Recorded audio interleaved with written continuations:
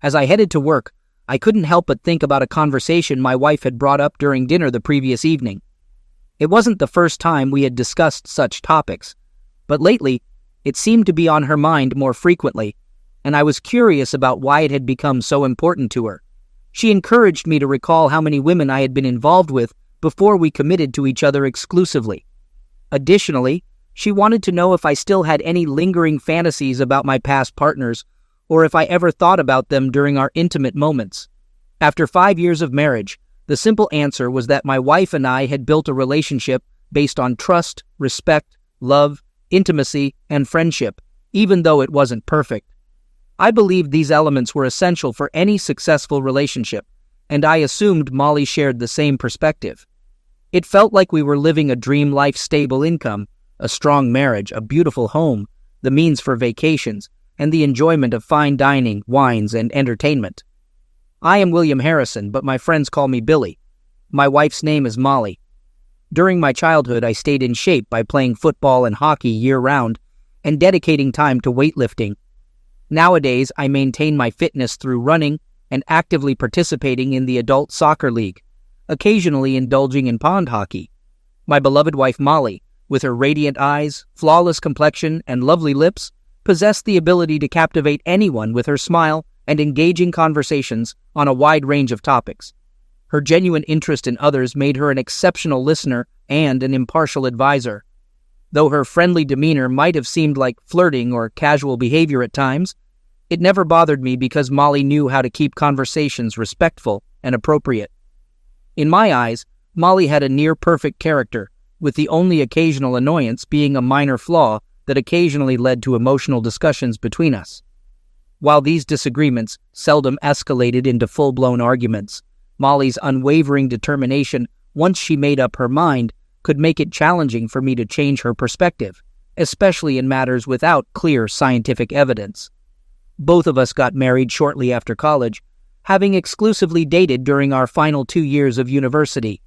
It's safe to say that Molly didn't have much experience in choosing partners before our marriage.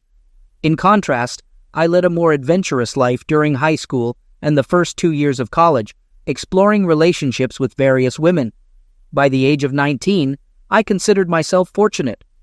When Molly inquired about my ability to satisfy her, I openly acknowledged the influence of my previous experiences. This revelation made her feel envious, as she realized the missed opportunities and diverse encounters she had not had. I worked as a mechanical engineer at Abbott Labs, where I designed and tested injection molding components for medical devices. My latest hobby involves restoring a 2005 Winnebago B-Class van, while Molly excelled in her career as a CPA, holding a coveted position at a top accounting and consulting firm. Her job provided a stable income with manageable stress levels, occasionally involving business trips where she accompanied junior accountants during company audits. These trips ensured comprehensive coverage and adherence to the organization's principles of exceptional customer service and detailed reporting. In the past month, Molly embarked on several trips with a recent graduate named Andrew, who had started a 3-year journey to become a certified public accountant, CPA. This path involved qualifications and rigorous tests. After their initial trip, Molly briefly mentioned Andrew, but had not brought him up since. As our life progressed, I couldn't help but notice subtle changes in Molly's behavior and communication with me. She became less energetic, sociable, and open in our interactions. Additionally, Molly started coming home from work later than usual on multiple occasions in recent weeks. During a passionate moment, Molly ardently undressed me and led me to our bed. Throughout this intimate moment, I sensed an intensified desire in her. After making love, I went downstairs to cook, planning to address the issue when she joined me in the kitchen. When Molly eventually came downstairs and took her seat, I mustered the courage to broach the topic that needed discussion. Encouraging Molly to express her thoughts first, I reassured her of my unwavering love and trust. Molly responded playfully, which heightened my anxiety. She made light of the serious tone of our conversation, joking about how discussions that began with, "We need to talk," often signaled the end of a marriage. Dismissing my worry, Molly assured me that there was nothing negative. In fact, she believed what she had to share would bring joy to both of us. Struggling to articulate my thoughts, I continued expressing my concern about a shift in our relationship. Molly interrupted, referring to our recent intimate encounter and questioning why I felt that way. I clarified that it wasn't what I meant, but my anxiety persisted. Since Molly had brought up our passionate moment, I couldn't help but inquire about what had sparked such intense passion that she practically tore off my clothes. Molly's demeanor instantly changed, showing tension, concern, and guilt. She defensively suggested that if I wasn't satisfied with her strong attraction to me, maybe I should address the issue myself. Noticing this change, I questioned Molly about it, expressing my observations of her anxiety and guilt along with her defensive reaction. I urged her to acknowledge this and pleaded for honesty, asking her to tell me what was truly happening. I stressed the importance of honesty and clarity. Molly's tone softened as she apologized, explaining that she hadn't meant to react that way. She expressed the need to share what was going on, emphasizing her boundless love for me and the significance of our life together. Molly spoke sincerely during our conversation, her tone filled with confidence and tenderness. Expressing my heightened concern, I asked if she was cheating on me, fearing the worst.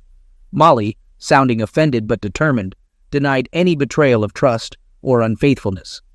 She reassured me of her respect for me and our relationship. Despite my concerns, Molly encouraged me to listen without making hasty judgments. She explained her intention to discuss something important and stressed the importance of having an open conversation. Molly reiterated her commitment to our relationship, expressing her desire to create a future together, have children, grow old as partners, and be with me for life. She prepared me for the challenge of comprehending what she was about to reveal, asking that I carefully listen and consider the full context. Molly clarified that she had been talking about Andrew, her colleague with whom she had gone on business trips. Alongside these trips, she had lunch, attended happy hours, and even had dinner with him last week. Molly flatly stated that she hadn't cheated or engaged in a romantic relationship. She acknowledged her actions, but insisted it wasn't cheating on me. I want to stress that I truly want you to hear me out, and I apologize if my previous statements seemed contradictory, Molly said. You're right. I crossed a line by spending time with Andrew without informing you. However, I want to assure you that I don't love him. We had a flirtation that initially seemed innocent but gradually became more questionable. Everything changed when he expressed his desire for a physical relationship. Despite being 7 years younger, incredibly fit, and very handsome, she continued, I needed him to understand that my feelings toward him were passionate, not love.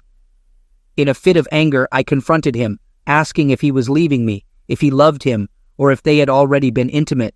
He reassured me, saying that he wanted to emphasize once again that he hadn't been intimate with Andrew or anyone else, Molly explained. He clarified that this was part of the problem and asked me to listen. He stressed that he only loved me. Andrew is younger, and I could never develop romantic feelings for him. However, before I met you, I had limited experience. Sometimes I feel that I missed out on certain experiences that you had before we became a couple. The thought that this young man to whom I am undoubtedly attracted desires an intimate relationship with me troubles me, Molly continued. Andrew and I flirted at work today, which may partly explain why I came home with such a strong desire, longing for your love.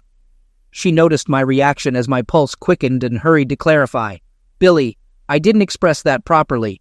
I love you and our intimate relationship means more to me than anything else. But it was difficult for me to shake off Andrew's infatuation, and I made the difficult decision to act accordingly and engage in an intimate relationship with him as a one-time experience before we fully commit to building our future together. I shared my need to have one last experience of connecting with another man, believing that I deserved it, Molly admitted. She asked for understanding and permission, wanting to convey her sincerity and never wanting to cheat and respecting our relationship. She discussed it openly and sought my consent, while also making it clear that she had already made her decision about what to do next. Molly was taken aback by the anger in my eyes as I contemplated her words. In response, she bravely stated that her love was exclusively for me.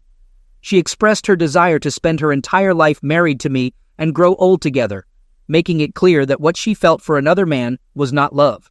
Struggling to come to terms with the situation, I emphasized that I understood her perspective, viewing it as a one-time opportunity to fulfill desires and gain experience. Nevertheless, I made it clear that I felt deeply hurt by her request, and the implication that my consent was a test of my love. I found it difficult to comprehend how agreeing to something beyond our commitments could repair or strengthen our relationship. As I rose from the table, a mix of resentment and anger reflected in my eyes. It was evident that Molly could sense the repercussions of her words. I hoped that in this moment, she would contemplate whether her actions could destroy our marriage and the bonds that held us together.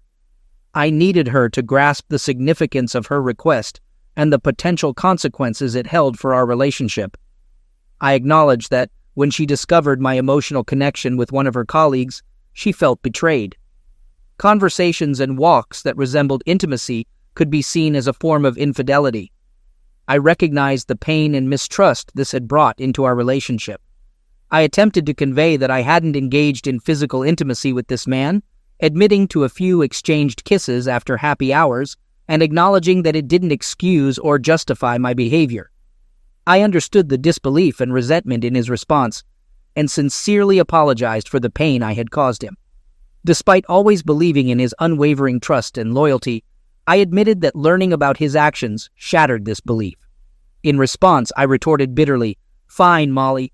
Maybe I'll seek a meaningless romance of my own, and we'll see if you maintain that belief." With those words lingering, I abruptly stood, grabbed my keys, and headed for the door. Molly called out to me, her voice pleading, "Billy, please reconsider and come back. I understand that you may think this situation could lead to personal growth and allow you to provide even more love and attention in the future, but Molly, you're deluding yourself right now. I can't fathom how you expect me to accept your betrayal and just endure it while claiming to love me. The truth is, I'll never truly bridge this trust gap. If you continue this affair, it means the end of our relationship. Do you comprehend the gravity of this?" With those words hanging in the air, I made my way to my car, opting to put some distance between us. Molly called for me to return, pleading, "Billy, no, please come back." Anger and pain consumed my thoughts, and I could only gaze at her in disbelief before driving off into the night. It was an overwhelming moment of shock and confusion. Seeking solace, I stayed at the Hilton Hotel in a nearby suburb for the night. Trying to escape the turmoil, I spent too much time at the hotel bar, drowning my sorrows in alcohol. Eventually, I returned to my room and collapsed into bed, still reeling from the shock that Molly considered such a situation acceptable. Ignoring her calls and voicemails, I remained stunned and couldn't comprehend how she could profess her love for me while insisting on violating our marriage vows. I was well aware of Molly's stubbornness when she made up her mind, but this was not the time for it. I considered yielding and leaving everything as it was, but I feared that it would be a mistake that could destroy our marriage. I had to make her understand before the situation became irreversible. However, doubt began to creep in. Was it already too late? Even if I managed to convince her this time, how long before she would act behind my back again? This would undoubtedly shatter the remnants of trust, respect, and ultimately, our marriage. On the other hand, I understood that if I allowed her to proceed, I would never see her in the same light. As I weighed the options, doubt and fear clouded my thoughts. If I consented to her request, how long would it be before she felt compelled to seek comfort in another man's arms again? Would she resent me for letting someone else fulfill her desires and not demanding her loyalty solely to me? It became clear that there was no good choice, and a sense of impending doom hung over our relationship.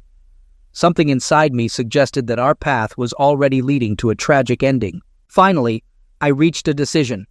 My only glimmer of hope rested on convincing her to reconsider and attend counseling with me. Together, perhaps we could uncover the root cause of her desire for intimacy outside our marriage. With this choice in mind, I marked Wednesday on the calendar as the day to broach this topic and present my arguments. Feeling the heavy burden of pain and sadness, I decided to call in sick at work. As soon as I learned that Molly was away, I returned to our house and immersed myself in completing some unfinished work on the van. Engaging in physical labor provided temporary relief from the constant emotional turmoil. I successfully installed and connected the solar panel, ensured all electrical components were in working order, and refilled the water tanks. I knew that with one more day of work on assembling the body, the van would be ready for our journey by Thursday. As Molly's return drew near, I buried myself in these tasks, seeking solace amid the heartache. After carefully researching divorce proceedings, financial matters, and seeking professional guidance, I felt I had a preliminary plan of action for both potential outcomes that awaited me. With a sense of urgency, I surveyed our home and compiled a list of my personal possessions, focusing on items of great importance to me. Time was of the essence, and I managed to visit the bank before Molly's arrival. At the bank, I acted swiftly, canceling our joint credit card and opening one solely in my name. Similarly, I closed our shared checking account and established an individual account under my name. I decided to use funds from our shared account to prepay the mortgage over the next 2 months. Afterward, I divided the remaining balance in half, issuing Molly a check for her share and placing my portion into a personal savings account. Amidst mixed emotions, I sought solace in a familiar pub I frequented. There, I sipped on beer and indulged in a hamburger, preparing myself for the impending conversation with Molly. Around 6 o'clock in the evening, Molly returned home, and upon seeing me, she immediately expressed her concern and disappointment about my sudden departure. She pleaded with me not to leave without informing her of my well-being. I understand that you're hurting, but I was genuinely concerned about your safety and should have ensured you knew I was okay. Molly, I used to have absolute faith in the durability and strength of our love. However, recent events have cast doubt on the foundation of our relationship. Just a week ago, I could never have imagined that you would ask me for permission for an extramarital affair, only to continue as if nothing had occurred. I find it hard to understand how you can profess your love for me, talk about our enduring future together, and yet seek my permission for an extramarital affair. Molly, please know that I'm not questioning your love for me, but it's crucial to grasp that seeking permission doesn't erase the fact that it goes against the vows we made to each other. This remains a breach of trust and our commitments. It's essential to realize the gravity of this situation and the impact it can have on our relationship, both now and in the future. Molly, if we talk about drama and immaturity, what I'm experiencing right now far surpasses that. I look at the person I once loved, and I'm uncertain if I truly know who you are. You're asking me to accept that you love me, yet you're also asking me to accept that you're planning an intimate encounter with another man over the weekend, and then return to our previous state as a couple and partners. Deep down, I know that things can never be the same again. Our relationship can never revert to what it was before. Consider this, Molly. How would you feel if I engaged in intimacy with someone else and then told you it's just a regular thing? It wouldn't be fair, and you're aware of that. Yes, I've had experiences with other women in the past, but that doesn't excuse or make this situation any less painful. I understand that you feel like you missed out on various opportunities in your past. While I had such experiences. In response to your question, I would say that if I initiated an affair, I would expect consequences, including the possibility of being asked to leave and the uncertainty of forgiveness.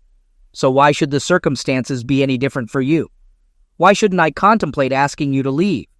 And why do you think forgiving you would be easy for me? Molly was overwhelmed by emotions. Tears welled up in her eyes as she responded. I interrupted, pointing out that her statement wasn't entirely accurate.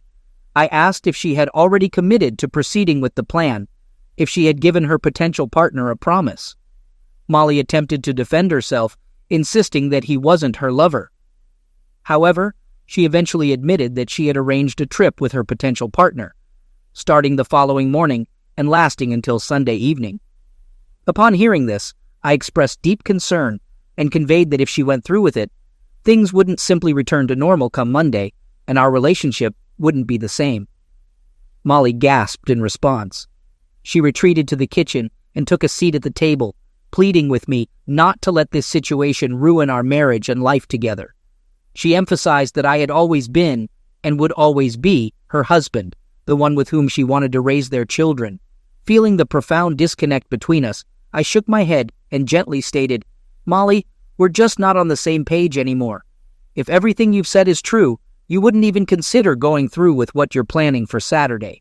It seems this conversation won't lead to a resolution. I want to make it clear that if you proceed with your plan, our relationship will end. I'll return on Friday evening, as previously mentioned. Molly, please don't ask me to stay when you're making a choice that puts our marriage at risk. We can't just brush this aside. Let's try to find a way out of this difficult situation. I'll bring dinner around 7 on Friday night.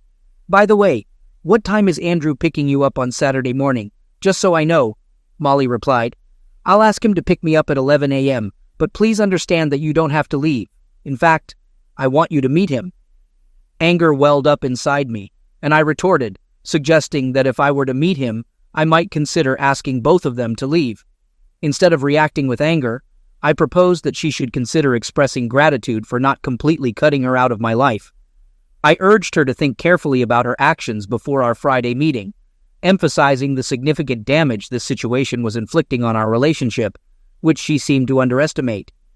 I made it unequivocal that this was a promise I intended to uphold.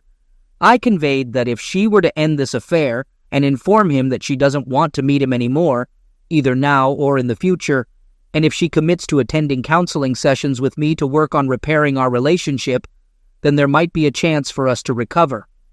But if she doesn't, then I'm certain our marriage will be over. Please give me your answer on Friday evening. In the meantime, take the time to genuinely contemplate the consequences of your actions for our lives.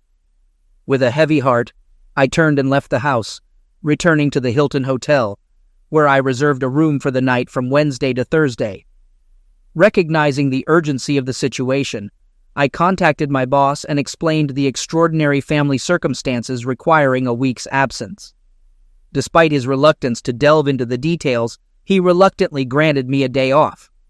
On Thursday morning, after Molly left for work, I returned to the house and began calmly packing my belongings.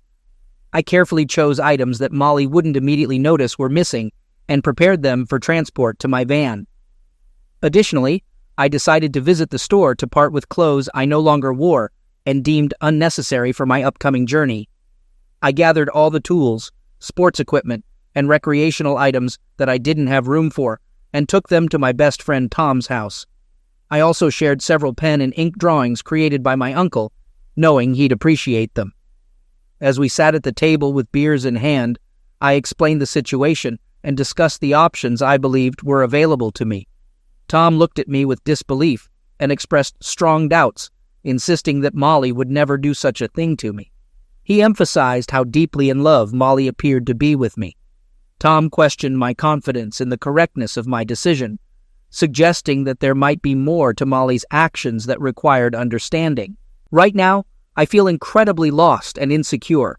Everything I thought I knew has been shattered in 1 week, and Molly seems like a completely different person.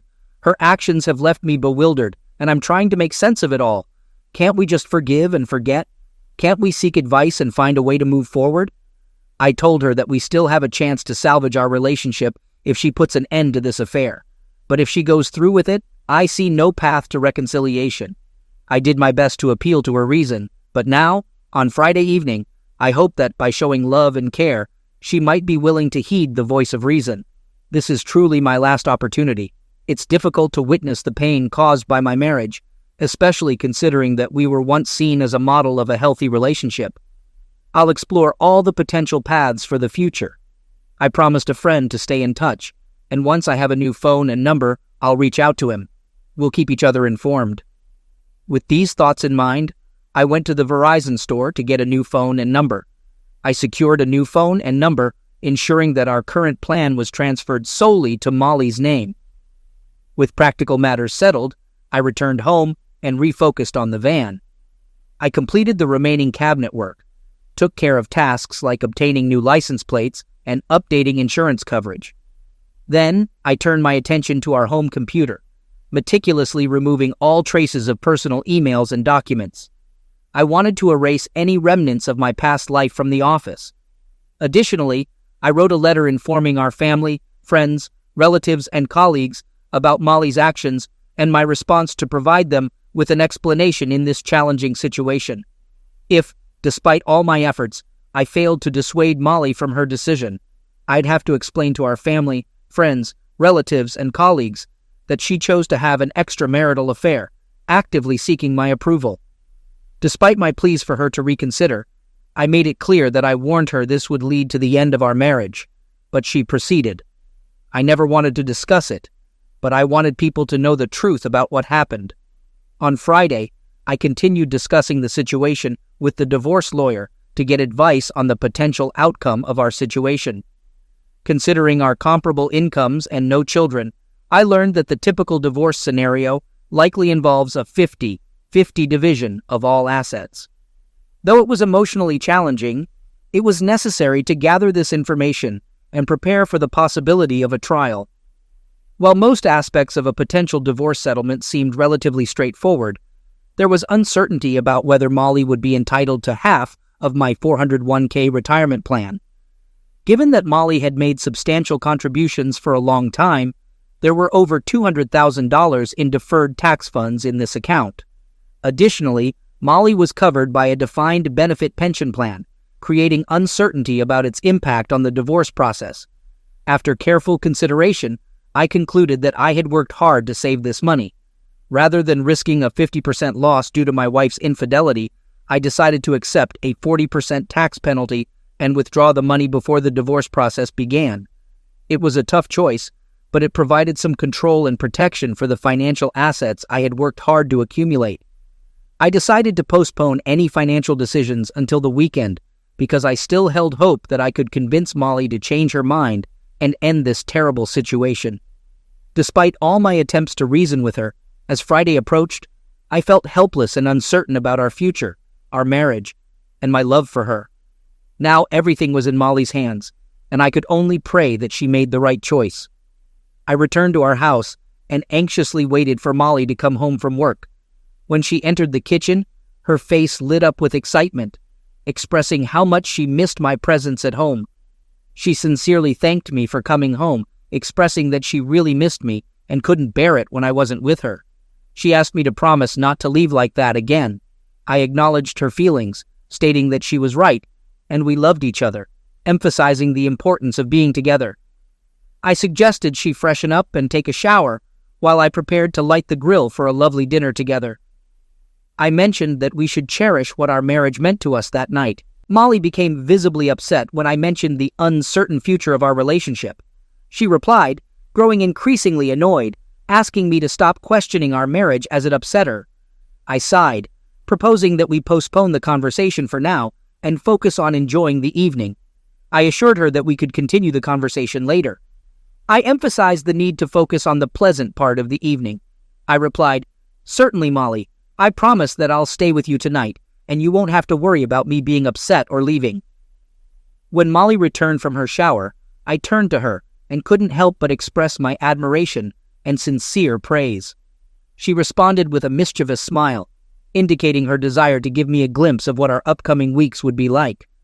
Molly revealed that she had purchased different outfits for us to enjoy, and playfully mentioned it was time to move on to the food. She expressed hunger, but a preference for starting with dessert. We quickly began our meal, finishing the main course in a hurry, eager to savor the sweet finale and approach the coming weeks with excitement. Later, I gently carried Molly upstairs and placed her on the bed after our intimate encounter.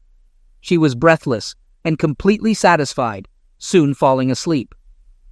The next morning, Molly woke up at 8:30 a.m., signaling the need to prepare for the day ahead. With Andrew scheduled to pick her up at 11 a.m., Molly's mind was filled with guilt, anxiety, and a hidden desire. Despite wondering if anything could surpass the passionate lovemaking from the previous night, Molly's determination reminded her of the commitments she had made and the necessity of following through with her decision. Despite her doubts, Molly chose to proceed with the planned date, experiencing a mix of emotions and uncertainty about what lay ahead. Expressing her gratitude for the incredible night, Molly conveyed her love and appreciation, saying, "This is how I envision our future. I love you deeply, and thank you for last night." When no response came, Molly focused on finishing her scrambled eggs and declined additional food. She mentioned needing to prepare for brunch with Andrew at 11 a.m. and wanted to keep her appetite for it. Planning to freshen up, take a shower, and get ready, Molly expressed her need for privacy. I nodded, allowing her to go about her morning routine without interruption. I requested a heartfelt goodbye before she left for the weekend, expressing my desire to understand the significance of our love and the events of the previous night. Molly interrupted, urging me to stop, insisting it was a one-time occurrence that wouldn't alter our love. Feeling a mix of anger and sadness, I asserted that I wouldn't leave without a proper farewell. Meeting my gaze, Molly's cheeks flushed as she confirmed our enduring connection and envisioned a future filled with growth and strength. Responding with frustration, I expressed my exasperation at her capacity to believe in such words. Molly's understanding demeanor shifted as she comprehended the weight of my remarks, and tears welled up as she hurried to the bathroom. After a quick shower and meticulous makeup application, Molly emerged with a weekend bag, aware of the limited time. Witnessing her prepare to meet another man filled me with immense anger and pain. Molly asked if I was okay, expressing concern, and I struggled for words, emphasizing my desire for a special celebration of our love. A heavy silence hung in the air as Molly absorbed my words, experiencing deep emotions. She implored me not to view this as our last night together and encouraged us to look to the future where we could overcome this challenge and emerge stronger than ever. Molly stressed the importance of addressing deeper issues in our relationship and asked me to stop insisting that everything was falling apart. Before Molly could respond, a car approached, and she inquired if she should let Andrew in, hoping his introduction would ease my concerns. I strongly rejected the idea, threatening regrettable actions if she allowed him inside. My words lingered, revealing the depth of my suffering, leaving Molly shocked. Realizing further conversation would only escalate tension, she silently picked up her bag and headed for the door. I sat there, lost in thought, recognizing that Molly was determined to go ahead with her plans, despite my efforts to prevent the affair from destroying our marriage. After 30 minutes, feeling a need for change, I began moving my important belongings into the van. I noticed Molly's wedding rings left on the dresser, and with a mix of sadness and resignation, I carefully put them in my pocket.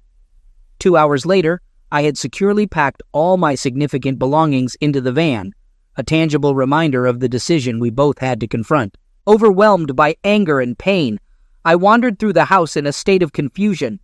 The wedding album caught my attention, filled with 40 precious photos capturing memories of our wedding 5 years ago. Unable to contain my disappointment, I cut a deep cross through the plastic covering each photo and tossed them into the fireplace. The crackling flames devoured what had once symbolized our love. Sitting at the desk, my heart heavy with grief and determination, I began composing my final letter to Molly. Molly, this is my farewell message. I couldn't bear to see you walk away from me in our once cherished marriage. Your wedding rings left behind symbolize the abandonment of our commitments, evading the reality of your infidelity in pursuit of a free weekend. It's difficult for me to fathom how you could believe, without a shred of doubt, that having an affair and then returning to our marriage as if nothing had changed is acceptable. I genuinely can't grasp your thought process and how breaking our sacred wedding vows could seem okay to you. Your actions have caused me immense humiliation and disrespect in our marriage. Believing that a seemingly harmless affair over the weekend wouldn't affect my feelings for you is a grave misunderstanding. In reality, it meant everything. Your actions have illuminated a significant difference between my love for you and the love you claimed to feel, if it existed at all. It laid bare a vast gap between what I believed I deserved and what I mistakenly thought we shared. You've hurt me more deeply than any other experience. You took my love, ripped it out of my chest, and callously trampled on it. The initial betrayal occurred when you began flirting with your lover during dinners and happy hours. Kissing during these encounters intensified your infidelity, which you wrongly perceived as acceptable. However, the ultimate blow to our mutual love occurred when you assumed I would agree to your betrayal. How could you believe you deserved this, and that my love for you would tolerate such betrayal? I'm astounded by how your mind arrived at such an idea. Attempting to reason with you, I made it clear that our love, marriage, and friendship would never remain unaffected. Instead, you dismissed my concerns, labeling me as immature and dramatic. I implored you to halt this weekend affair before it happened, offering to consult a psychologist and make efforts to salvage our marriage. My words were ignored. Despite warning that the incredible night of love we shared would be our last if you continued, you chose to disregard me, assuming I would obediently stay by your side. I don't understand how you believed I'd agree to such betrayal. It's as if you never really knew me. I trusted you so deeply that I failed to realize you were capable of this level of destruction. While I could physically intervene, I knew it would only breed resentment and gradually dismantle our marriage. Believing this to be an isolated incident is self-deception. If this experience was unsatisfactory, how long until you seek another attraction? And if it was pleasurable, how soon until your fantasies compel you to repeat it? These questions haunt me, underscoring the crux of the issue. You might conceal future infidelities, especially considering the devastating consequences we now face, but I am certain these betrayals would persist, further eroding the fabric of our relationship. The truth is, I can't be in a relationship without trust, and your actions have utterly shattered my trust. I can't envision loving you again while tormented by thoughts of your presence beside me or your mind wandering to other lovers. During our intimate moments, it felt like all the love, respect, trust, and friendship you professed were washed away, leaving me with empty promises. I can't muster the strength to forgive you for the pain you've caused, and I can't envision ever trusting you or maintaining a friendly relationship. Just as you callously tore love from my chest, I must cut you out of my life. There are practical matters I need to address. I've divided our property and covered the mortgage payments for the next 2 months. Enclosed is a check for your share of our joint accounts. I canceled our joint Verizon account as of Monday, so you'll need to start your own. Insurance policies and joint credit cards have been canceled as well, and I've legally removed my name from the mortgage loan, preparing a document relinquishing ownership of the house and transferring it to you. It's your choice whether to sell or continue living there, as it's no longer my home and I won't return. As you can see, I sold my car and chose a van. I may eventually pawn your wedding rings for gas money. I admit that I acted impulsively in the midst of pain and anger. In a moment of frustration and despair, I used a box cutter to cut through our wedding album, leaving the remnants scattered in the fireplace. If you deem it appropriate, please burn them. It would symbolize the end of our marriage. I also confess to sending an email to our friends, relatives, colleagues, and acquaintances, informing them of your decision to continue an affair outside our marriage. I announced my decision to leave you, giving you a day or two to consider how you want to present your side of the story. I strongly recommend taking responsibility for your actions as you move forward with your new life. You can pursue any experiences and relationships you desire, but I urge you to avoid getting involved with married individuals, as your actions have already caused enough harm to innocent lives. You're free to end our marriage, sell the house, move on, and shape your future. I leave these decisions in your hands because they no longer concern me. If I'm fortunate enough to find a woman who truly loves and respects me as I deserve, I'll be grateful for this opportunity in my life. Perhaps we can discuss divorce when the time is right. At the moment, my focus is elsewhere. I've decided to quit my job and cash out my 401k. My sole plan now is to sever all ties with you and avoid any future encounters. When I depart, I'll take a left turn on the road, leaving memories of you behind in the rearview mirror. Farewell, Molly. Finally, I began sending the letter I wrote to all our friends, relatives, and acquaintances, scheduling the mailing for Monday. By then, I should have moved away from my previous life. With one last glance, I turned away and walked out the door, hurrying away from the remnants of my past. I drove along the banks of the mighty Mississippi, pondering my next moves. I decided to follow Molly's path from Minneapolis-St. Paul to the bustling city of New Orleans. Once I reach that destination, I'll have to make a crucial decision, metaphorically speaking, to the left or to the right. During the long hours on the road, thoughts about Molly and whether I was making the right choice filled my mind. However, I concluded that now isn't the time to make immediate decisions about our future. It will be weeks before I can even contemplate the possibility of friendship, let alone staying married.